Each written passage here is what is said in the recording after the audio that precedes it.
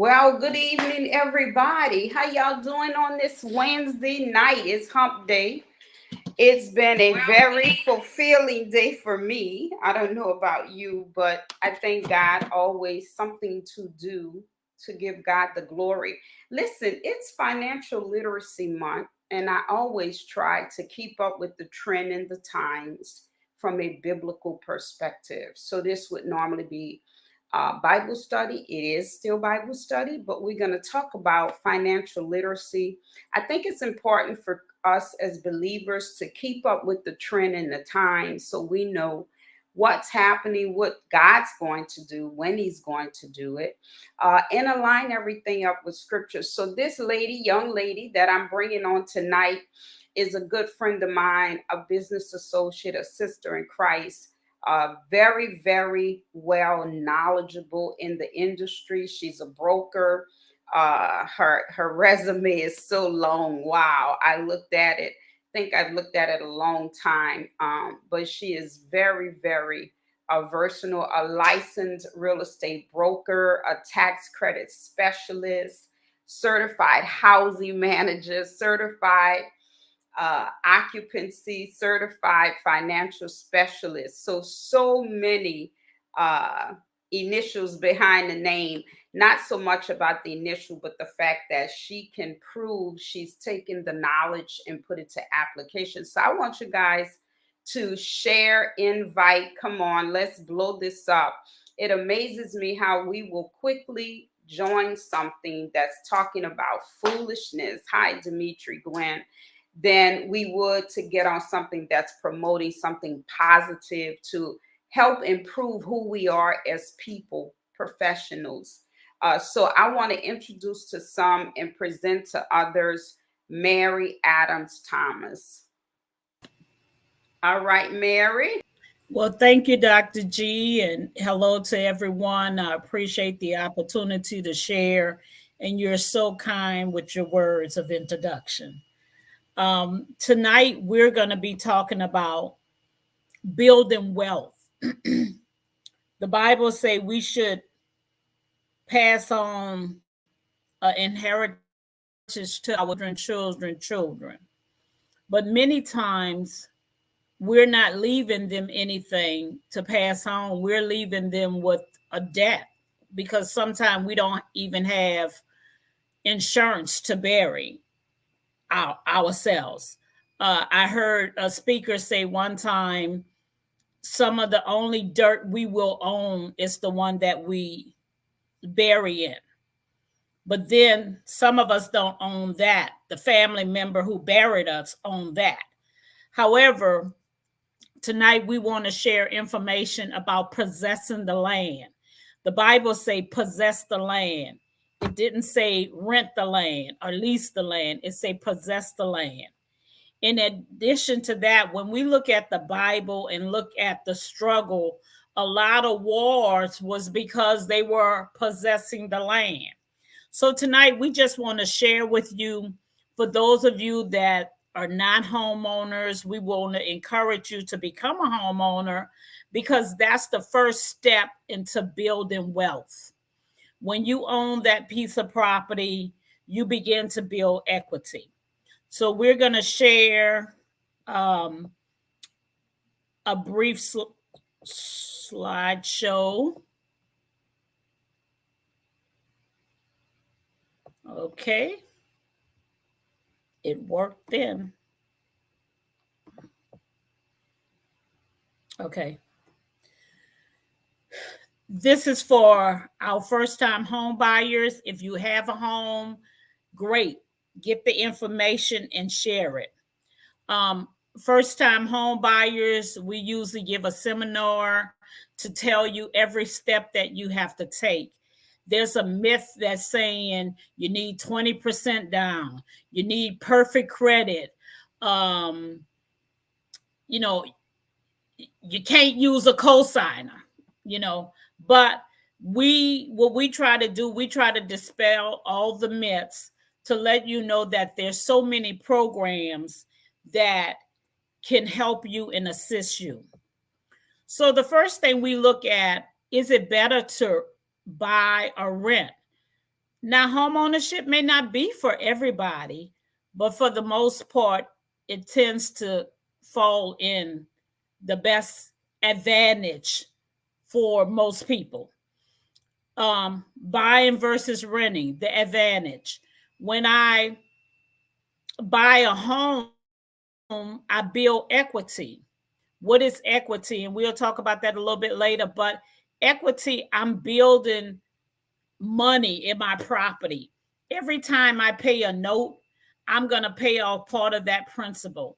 When I pay off part of that principal, it's going to help build the wealth or the equity in my property. In addition to that, real estate tends to grow in value. So it's what we call appreciate. It's going to grow in value. So we have people now that our grandparents bought a house for $75,000.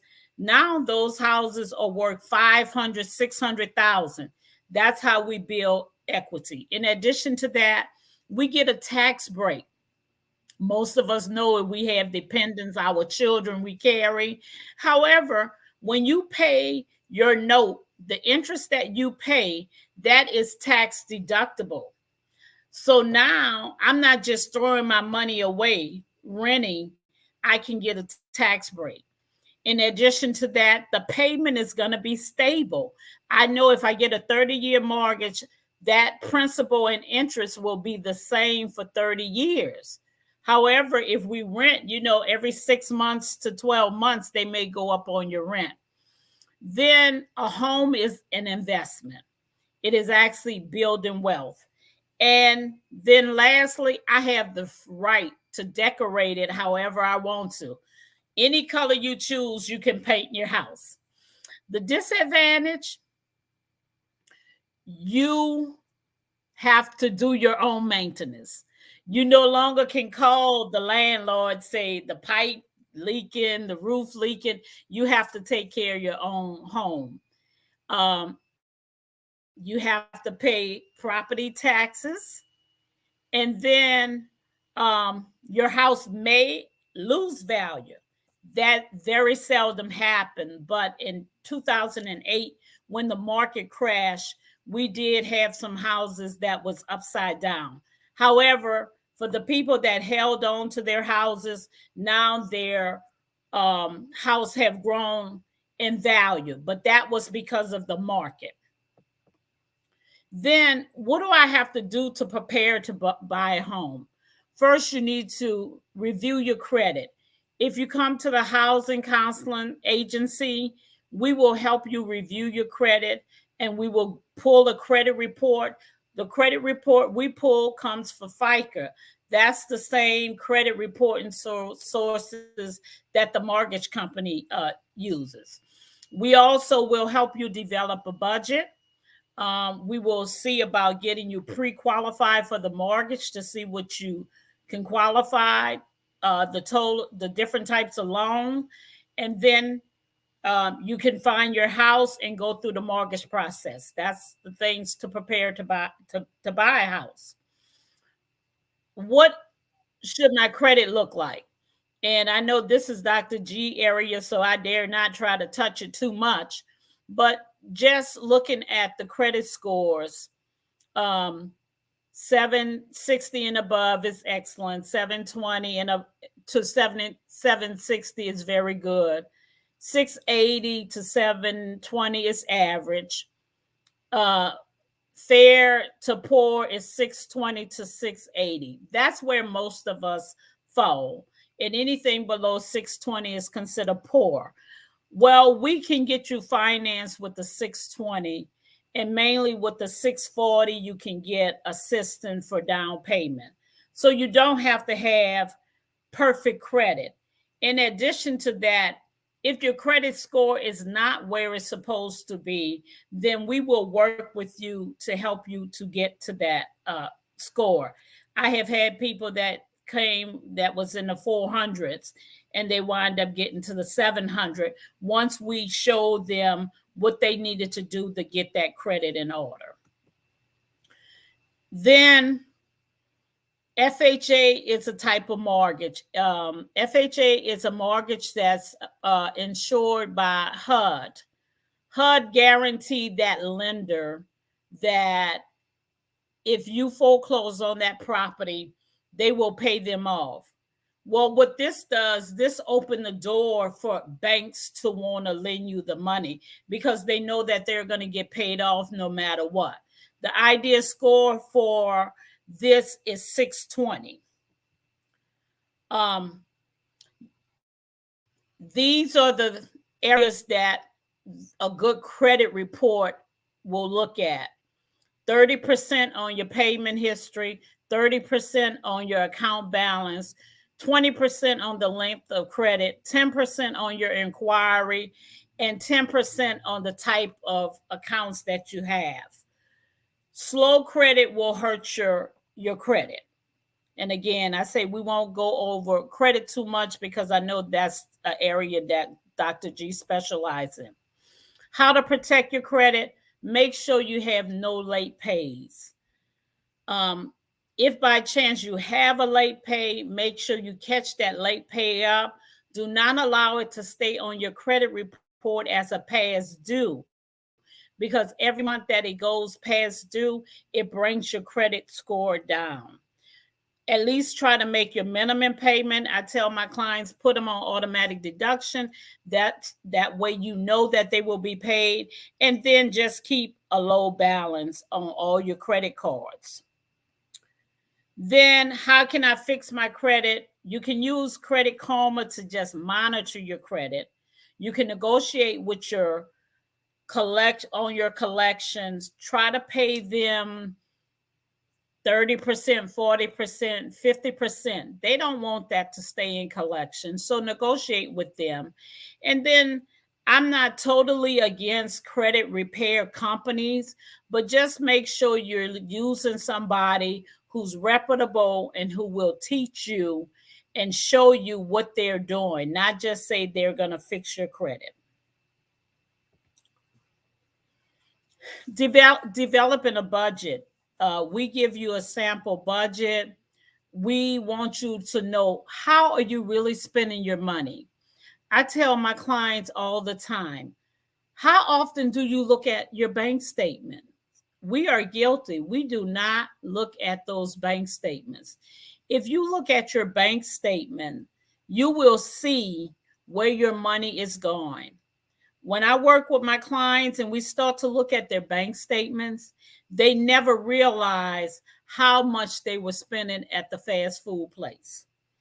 You can easily go $20 this time, 2 more days, $40, especially if you're feeding the family.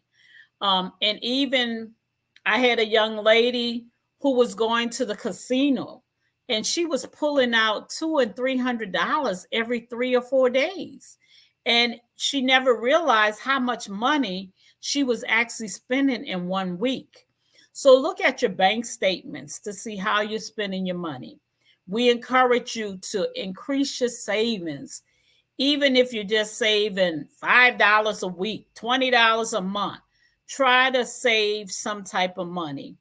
That will help you when you have emergency.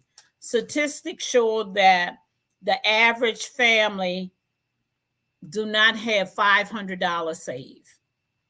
So try to put something aside. We tell people to get it deposit directly or get it withdrawn from your paycheck and just put it in your bank account.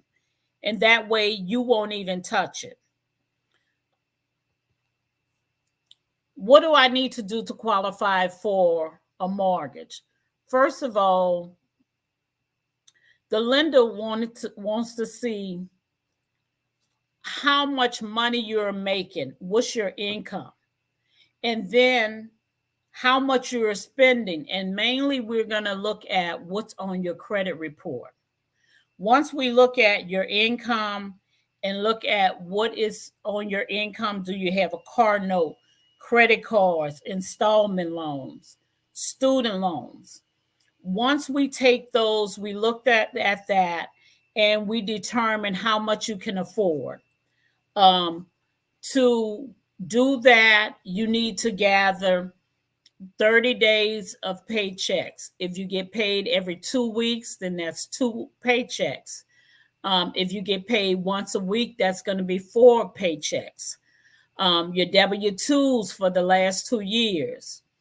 If you're self employed, you need your taxes for the last 2 years.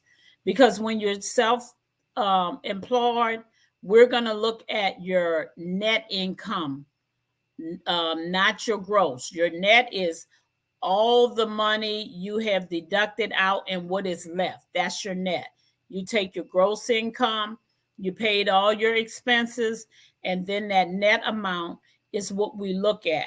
We look at that for the last 2 years, and then we average that to get your income to determine how much you can afford. Also, you're going to need your bank statements for the last 2 months. The one thing the bank is going to look at, are you making large deposits? And are you making those large deposits? Where are those large deposits coming from? Um, the one thing that the lender look at, they don't want to see illegal money coming into a legal system, and money laundering.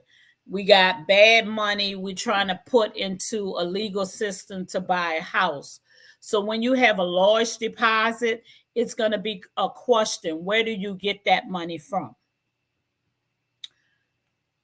Our different types of loan, we have a FHA, which is a HUD back insured loan, housing urban development.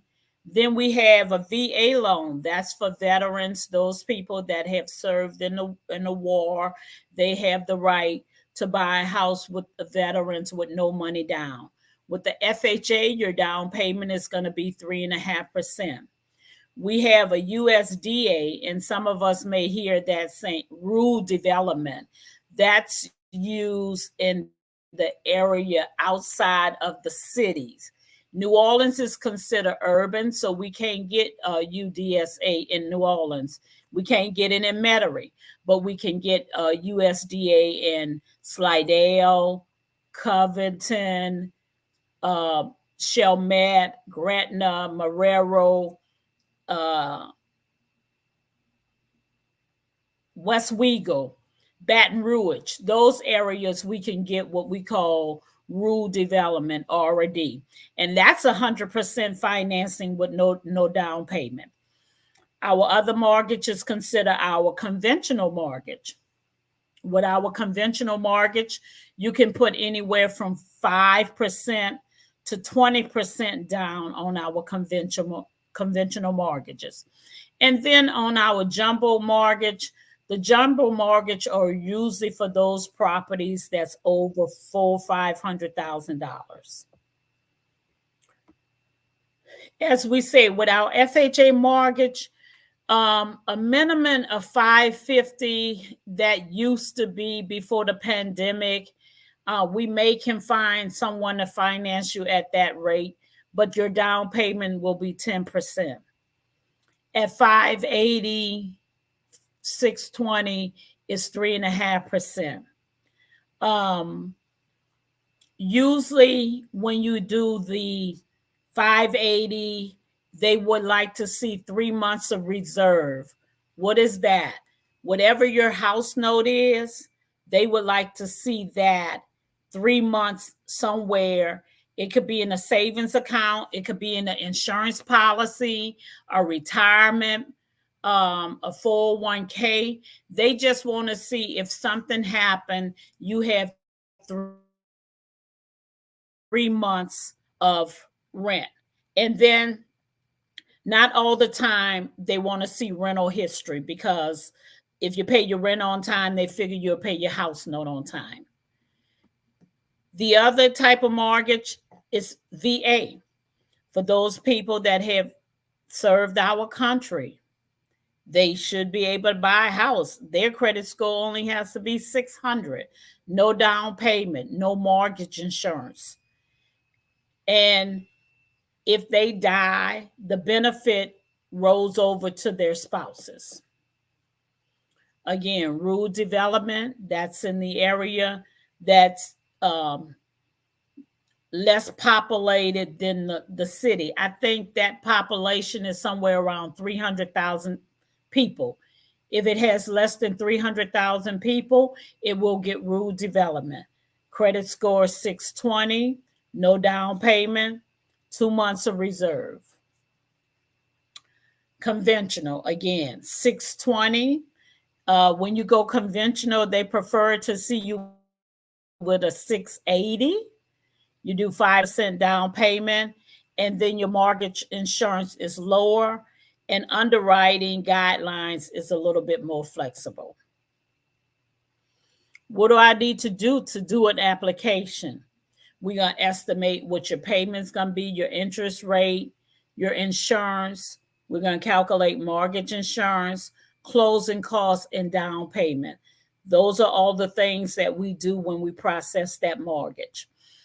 When you make that, after you make that mortgage application and you find your house, you're going to do a home inspection. You're going to get an inspector to inspect that house, working with your real estate agent. And then after you complete your home inspection and you say you want to buy the house, then the lender is going to send out an appraisal, because the lender want to make sure that that house is worth what you're buying it for. While all of that is going on, we send everything to the title company. The title company is going to research that property and make sure there's no lien on that property. And they're also going to run your name to make sure that you don't have any outstanding judgment on you, because that mortgage will have to be in first position in the courthouse. Our judgment, they're not coming up. Our judgment and our liens are not coming up on our credit report. So sometimes we may not know that we have a judgment or a lien until we get ready to go to the closing. We're going to get the price of insurance. That's a big challenge for us right now. As soon as you find a house, that's one of the things, just like you jump to get that mortgage, you should be jumping to get that insurance quote so that you will know what the insurance will cost for that house.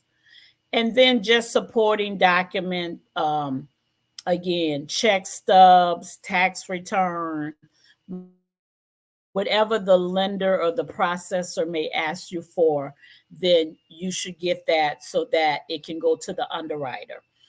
This is where it takes the underwriter. Once the underwriter get all those documents from you, it goes to the underwriter. That's the person that's going to give you the final approval. The lender doesn't know you, but they know you by a paper trail. That's why your credit report tells your character. Did you get a loan and did you pay it back? And so they start reviewing all your documents. Once they review your documents, they may do a approval subject to condition. And the condition may be you got a bank statement, and your bank statement show a lot of little deposit. The last one I did, when we go out, we may share the bill, and someone may send you the money to pay the bills. And so I had a client where she was getting payments from people to pay the bills or to buy a gift. We had to actually write a letter telling the lender why she was getting all these little payments. So sometimes you'll get approval subject to condition. This is what we all love to hear: clear to close. When you're clear to close, it means it's time for you to go sign your documents. When you sign your documents, you're going to go to the title company. They're going to review all the title. They're going to review the insurance. And how about this? The day before you close, the lender is going to check to make sure you still have that job. Um, they're going to check to make sure that you still have that job. And they're also going to pull that credit report to make sure you did not go out to buy anything else. We had a one situation where a couple, they were so excited, they got clear to close. They knew they was getting ready to close, and they went out to buy furniture. And that bill actually came up on their credit report, and it disqualified them because that was another bill that they had. So their ratios was no longer in line. And so I tell everybody, when you're trying to buy a house, just stay put until you close. After you close, you'll have time to go buy your furniture. You sign all your documents at the closing. Then you bring your cashier's check. You're going to get what they call a CD in 72 hours before you close. It's going to tell you exactly how much you need to bring with you. You get your keys to your home. And I always tell my clients, be prepared to change the locks. And that's it for becoming a homeowner. Our next presentation is actually going to talk to our investors. So if you have any questions, please, is there any question? Just put them in the chat. Okay, for our investors, we said, okay, you bought your first home or you have your home. Now it's time to grow your wealth by investing in real estate. For our younger people that's coming out of college and single, we always say to them, why don't you buy a double or a fourplex? You can live for free. You have a low down payment. When you buy an investment property, your investment down payment is usually somewhere about 20%. However, if you buy a double or a fourplex, you're going to actually get a low down payment. Your down payment can be as low as 3.5%. And then you have rent from the other side.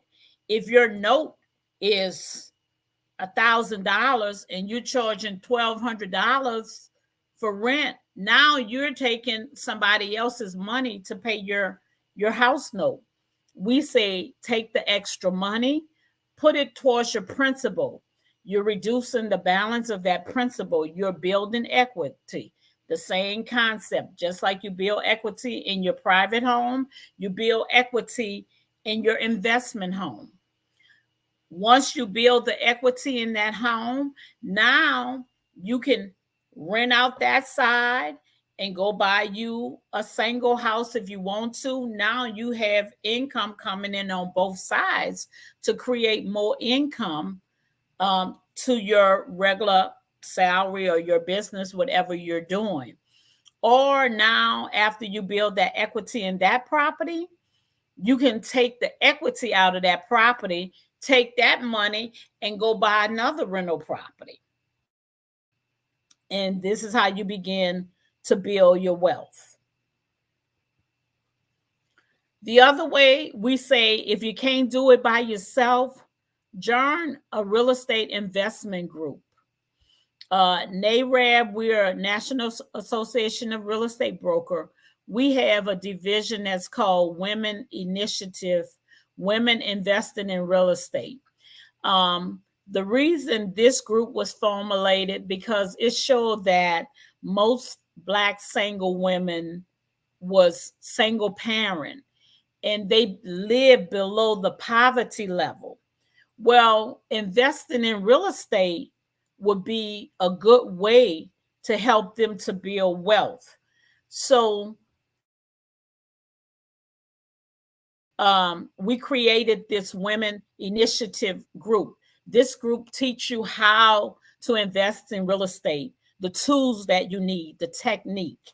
And here I actually put the website you can go to. It's www.nareb.com. And then just look for WIRE, Women Investing in Real Estate.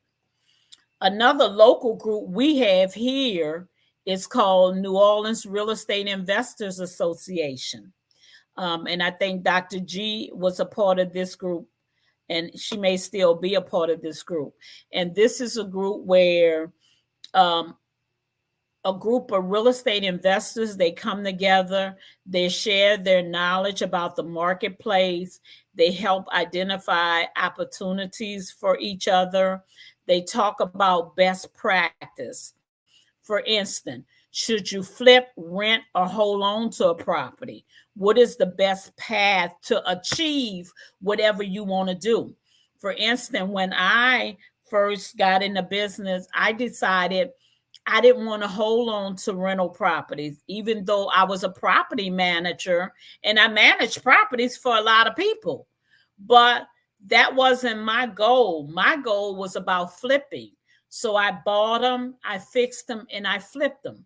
Or I bought them and I wholesale them. So it just depends on what's your goal and your objective for a real estate investment. And their website is www.neworleansrela.com. And you can reach out to them to get more information on investing. Then we have commercial investment. If you want to be an investor, you can own an office building, you can own a shopping strip, you can own a multifamily. What the Bible say, delight yourself in me, and I will give you the desires of your heart. And nothing is impossible with God. So if you have a desire to be a real estate investor and you're interested in commercial real estate, there's senior citizens community. HUD has a responsibility to provide affordable housing to our seniors and our disabled and our low income family. But HUD is not an investor. HUD is actually a mortgage company. So what HUD will do, HUD would make financing available for those of us that want to invest in building senior communities. They have programs where you can do 15% down payment. And then that 15% down payment doesn't even have to be your money. You can actually get that 15% down payment from another nonprofit or an investor. So there's ways that you can become involved in building a senior community, a community for disabled people or for low income. The other finance tool we have tax credit. I used to see all these big buildings going up in our community, and I was like, how would they get into finance? Well, the government have something that's called tax credit financing. They know that they have to, the government know that there's a responsibility that they have to help develop the community. So what they've done, they've created these tax credit program that as a developer or as an investor, if you want to build something in your community, they will give you tax credits. Now you can take those tax credits and you can sell them to big lenders, big bank like Capital One, Chase Bank. They buy tax credit. And your tax credit, they will give you $10 million for your tax credits. So these are also ways how we develop shopping center and shopping strip. And then for the rural area, those people that live in the area that's not the city, there's so many opportunity. When I first got involved in managing multifamily community, I went up to Marksville, Louisiana to a housing seminar, a training for property manager. And I never knew Louisiana has so many small cities. Well, in these cities, the government is obligated to build affordable housing. Well, they're not going to those communities to build affordable housing. So they take private investors and they help you get the finance to build these community. I was in a class with the family. The son and the mother was the developer. The wife had the management company. The other son was was the maintenance management company, and the sister actually worked in the office. And this family was in the rural area, and they had more than 5 communities that they had built because this community needed affordable housing, and they decided to meet the need, and the government helped them to build these communities. Then finally, community development. As nonprofits, as churches, as people in the kingdom, we could come together and decide we want something in our neighborhood. We want a community center. There's ways that you can get funds to help get those things built. You would have to get like a real estate consultant like myself or some other people that can help guide you and direct you. But the government wants and need our community to be developed, but they're not going to be developing.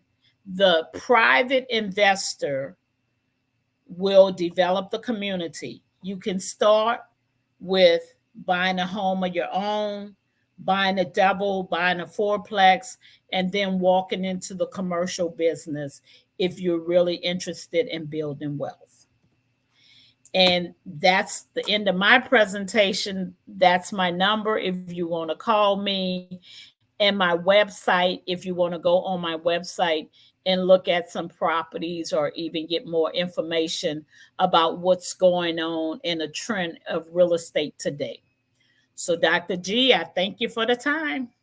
I have a few questions that I wanted to ask Mary as it relates to um, the industry and some of the fallacies um, that I hear that's out there. Excellent job as always.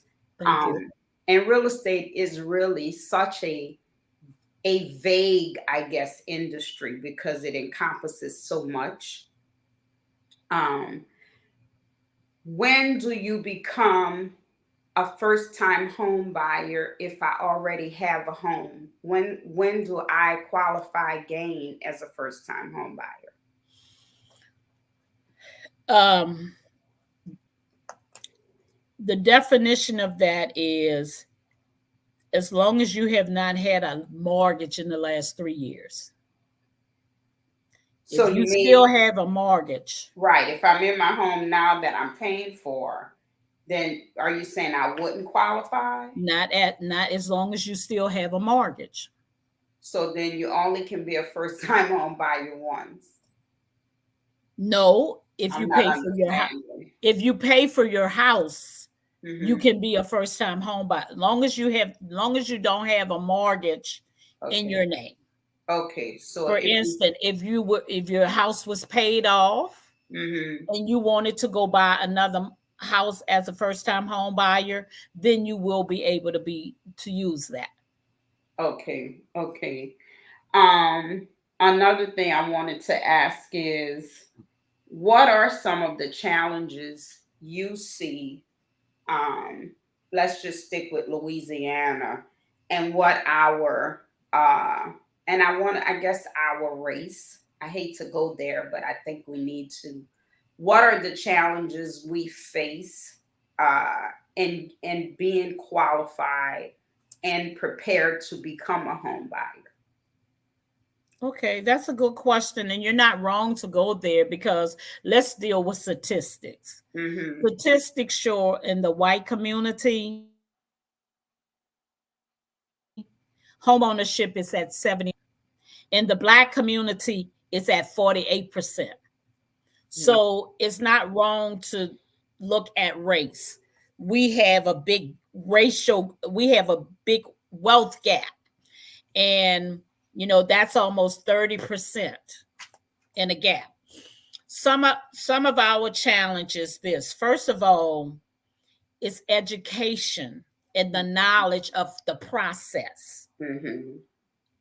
A lot of us may not have come from a home where our parents own their home. Mm-hmm. Statistics show if I grew up in a home, more than likely I'm gonna become a homeowner. Statistics also show if I grew up in a home where my parents own their home, more than likely I'm gonna go to college. But that's Mm-hmm. what's so one of the myth is the education, the process. Mm-hmm. The second one is I have to have good credit to get a home. The Mm-hmm. third is I have to have 20% down to get a Mm-hmm. home. So, but our biggest challenge is the process, understanding the process. Here go a Mm-hmm. testimony. I met a couple, they were like 78 years old. He worked at the railroad station. She worked at a nurse aide as at Charity Hospital. They Mm-hmm. was renting. They had been renting all their lives, but they Mm-hmm. never thought that they could even buy a home. Wow. I was able to find them a double in Gentilly, three Mm-hmm. bedrooms and two bathrooms. They was renting one side and the mother was renting the other side. So they Mm-hmm. were paying for somebody's house. We was Wow. able to find them a double, three Mm-hmm. bedrooms on one side, two baths on one side, each side. They were able to buy it, and the mother was able to move in next door, and they had more space. And they just man worked at the railroad station, and wife worked at the nurse. They just never thought that they can buy a home. Wow. So They what you're never thought it was saying, reachable. wow. And so what you did, you helped that family generate wealth, right? By becoming homeowners, no longer paying rent. And what I also realize, and I don't know if the listeners realize, the ages. You said 78 years old.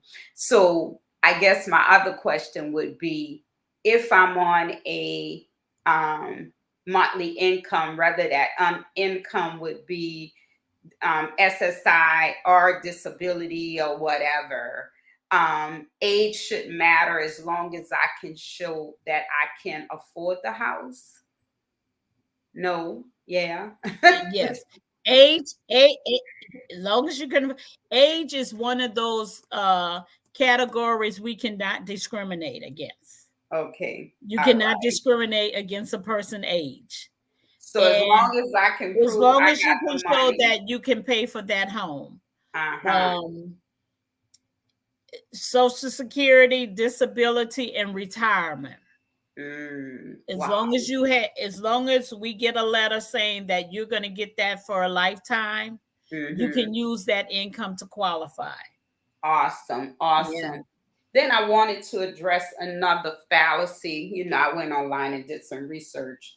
Um, Can you explain what do we mean when we say gentrification, and how does that affect, I guess, the people of that city, community, area, whatever? But what is gentrification and how does it affect us? And what do we need to do, I guess, to conquer it or fight against it? I Mhm. don't know. You tell me. Yeah, that's a big challenge that we have all across America, Mm-hmm. and we have it here in our city. To give you an example of gentrification, it's the inner city that one time was considered slum, and Mm-hmm. now people from the subdivision and from out of town Mm-hmm. coming into a neighborhood, buying those properties, rehabbing them, and now they're selling it. For instance, in our uptown area, even in Gentilly now, um, we have houses where our parents or our grandparents may have bought a house for $75,000. Mm-hmm. That same house now is worth about $500,000. Wow. And so what's going on and what we're getting gentrification is we have a lot of people, and I'm gonna just talk about New Orleans because this is our market, but it's happening everywhere in the country. Mhm, mhm, We have people that's relocating to New Orleans because now you can work from home. Mm-hmm. So if I had a business in California, in New York, and Washington, D.C., I can come now live in New Orleans. Well, if Mm-hmm. I was in one of those cities, I would be paying $1 million for a 2-bedroom house. Mm-hmm. But now I could come to New Orleans and buy a house for $700,000 and have me a nice size house. Mm-hmm. And so a lot of those people are coming to our city and they're paying cash. Well, what Mm-hmm. that means, I don't have to get an appraisal. So Mm-hmm. that house might not have been worth 700,000.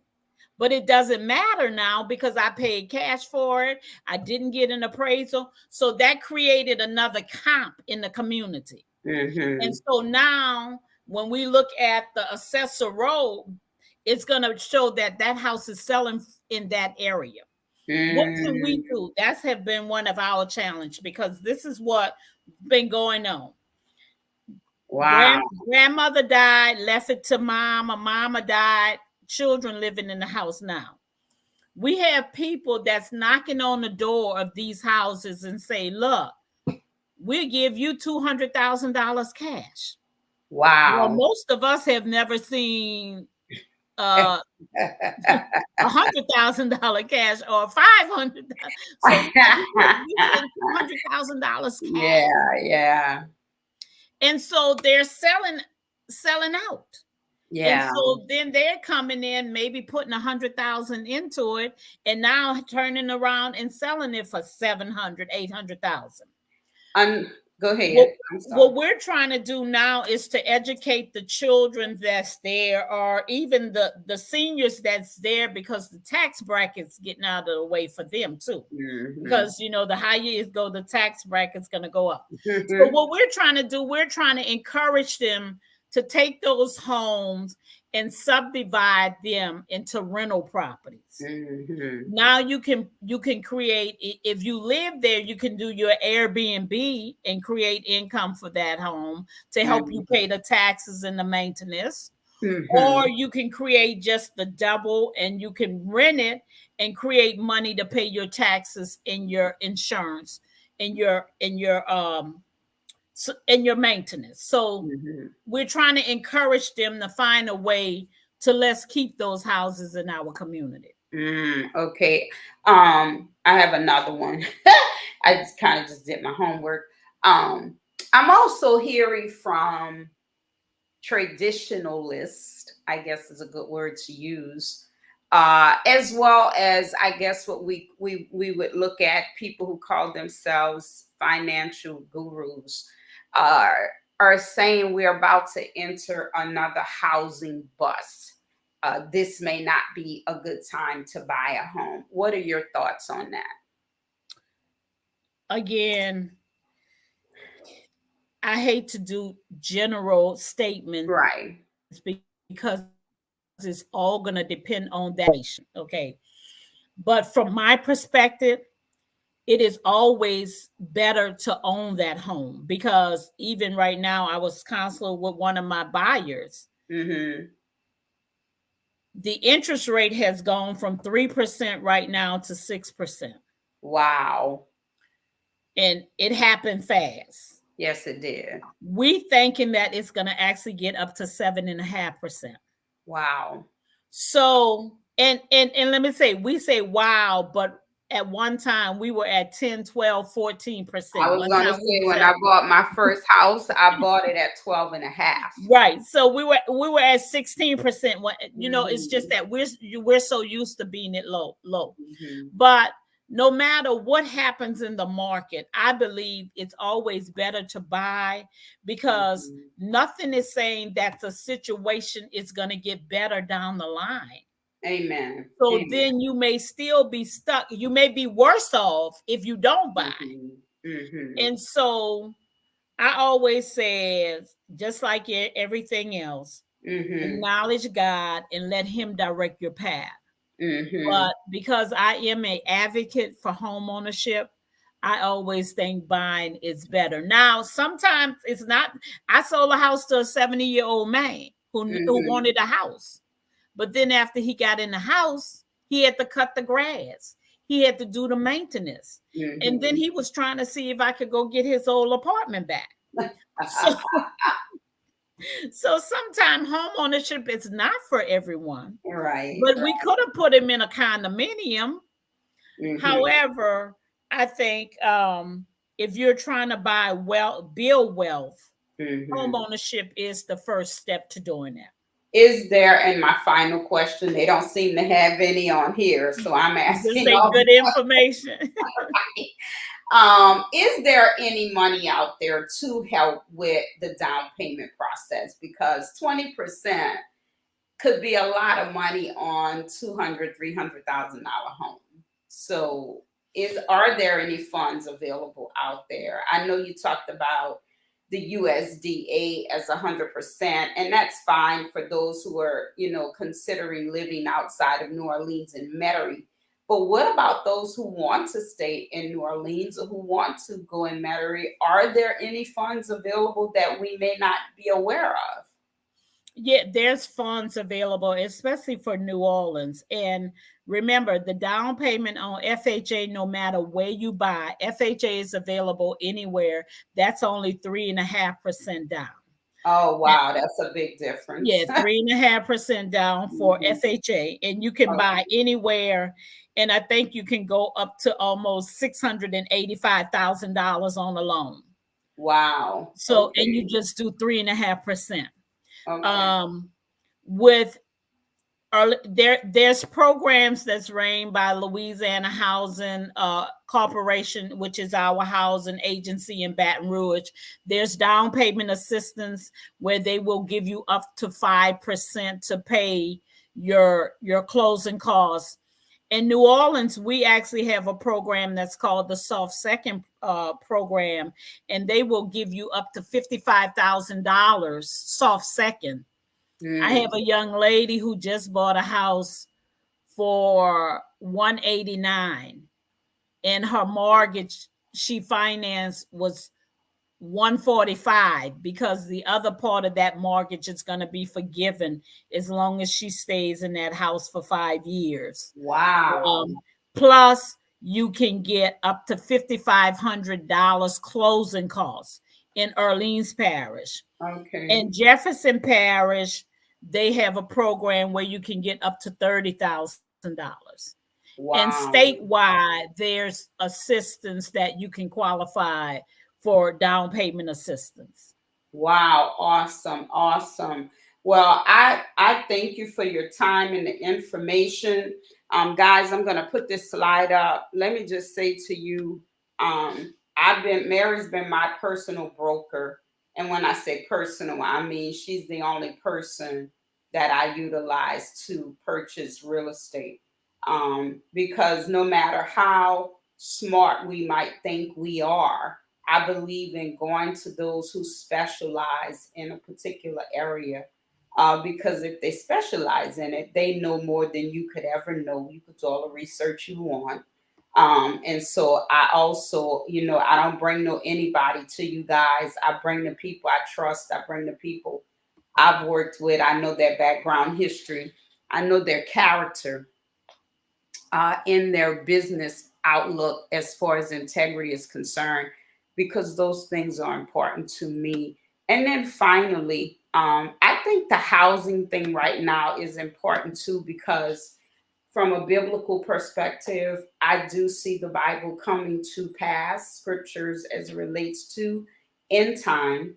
And that being said, I do believe it's going to be important for us to have our own, even if that means, I don't know if y'all were listening, but she gave some really good nuggets. She talked about families coming together. If you can't afford to buy a home, then get with your daughter.